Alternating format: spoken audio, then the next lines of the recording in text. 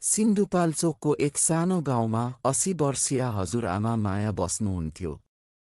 उहाँको जीवन कठिनाइले भरिएको थियो, तर मनमा सबै आशाको उज्यालो थियो। एक दिन उहाँले बारीको कुनामा एउटा सानो बिउ रोप्नुभयो। छिमेकीहरूले हाँस्दै सोधे, "हजुरआमा, यो उमेरमा के रोपिरहनु भएको?" हजुरआमाले मुस्कुराउँदै भन्नुभयो, "यो बिउमा मेरो सपना छ।" वर्षौंसम्म उहाँले त्यो बिरुवालाई माया र मेहनतले हुर्काउनुभयो। केही समयपछि त्यो बिरुवा सुन्दर फूलले भरियो, जसको सुगन्धले सारा गाउँ महकायो। गाउँलेहरूले त्यो फूललाई सपना फूल भनेर चिन्न थाले। त्यो फूलले गाउँमा पर्यटकहरू ल्यायो, जसले गाउँको आर्थिक स्थिति सुधार्न मद्दत गर्यो। हजुरआमाको सानो बिउले गाउँलाई नयाँ जीवन दियो। उहाँको सपना, मेहनत र आशाले सारा गाउँलाई प्रेरणा दियो।